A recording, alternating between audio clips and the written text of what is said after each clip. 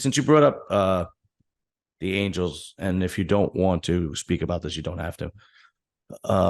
When you were a Mongol, were there any serious run-ins? Yeah, yeah. I mean, not maybe not necessarily. Well, not a lot personal ones, but it happened on a regular basis somewhere for sure. A Mm. lot of Mongols have been killed by Hell's Angels. A lot of Mongols I was close with were killed by, well, a few. Some of the younger members that I was close with were killed by Hell's Angels. But it was definitely always a pretty hot thing. Yeah, it seems that the Mongols and the Angels kind of always had this run in. Has there ever been voice of reasons from both sides that said, "Hey, look, Yeah, let's end this. This is ridiculous. We're just killing each other. This is years of beef that's going back, and we don't even know why we don't like each other." yeah, absolutely. There was, there's times when newer members will join and, they're F the Angels or F the Mongols and they have no idea why, right?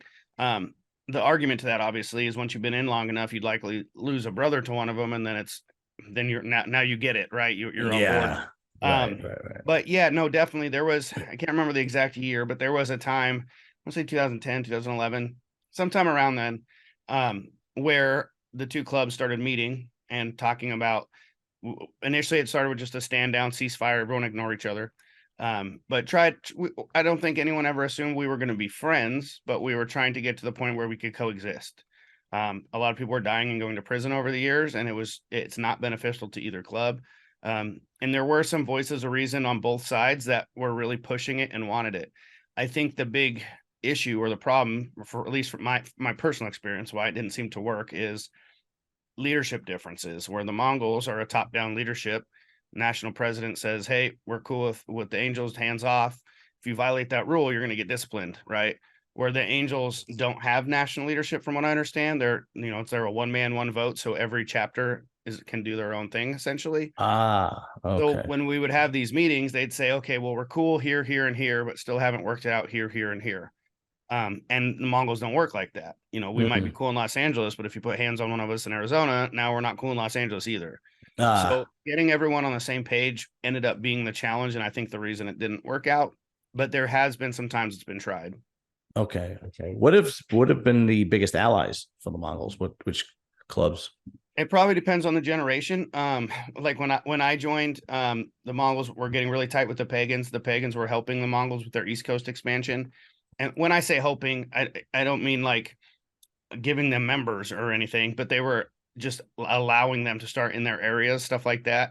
Mhm. And they spent a lot of time together as party together. So for a while, the Mongols and pagans had a really good rapport. I believe they still do, but like I said, I'm not in anymore, so I couldn't Mhm. say. That stuff changes on and off. Even then, like I said, the Mongols were really tight with the pagans, and there was a year or so that they weren't, and then they were again. But the pagans have always been a pretty big ally. And then for a long time, the outlaws were allies of the Mongols. They were both used to have issues with the Angels. They're both black and white clubs. I know Mhm. my history with the Outlaws is some of their leadership were guys that were big in the punk rock and hardcore scene back when I was. So we already knew each other or knew of each other. So we kind of already had a really close friendship. So that also helped build the club's friendship. Mhm. But even before me, the clubs were hanging out, spending time together.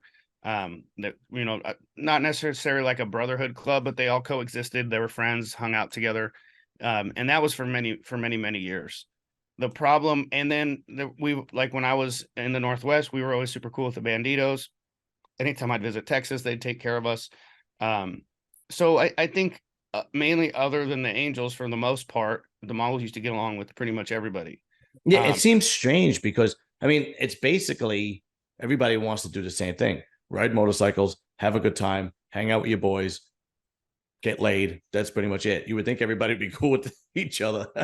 You would. The problem I've seen is it firsthand is it's just ego. So I'll ego and some disrespect to an extent as well. Where in the early years, every club had their own area, right? Texas was Bandits, Southern California was Mongols, and so on.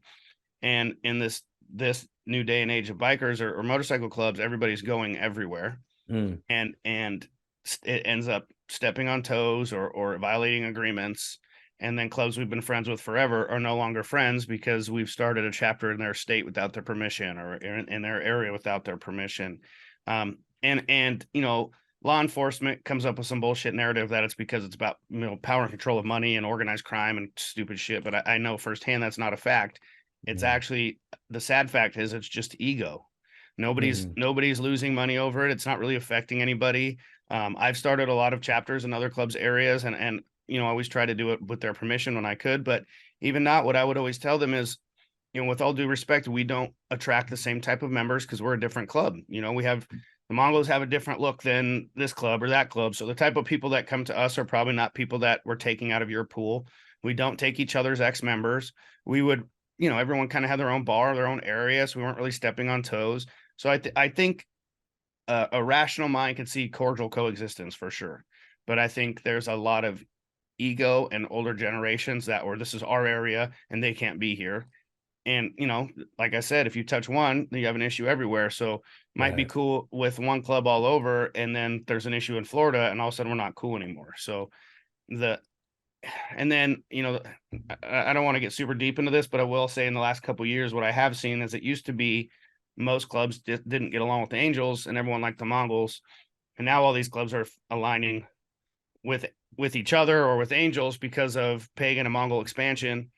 So like these other major clubs are working together to try and keep Mongols and pagans out. So it just shifts. I guess politically it shifts depending on who's in charge, who's moving where, what clubs are friends with what.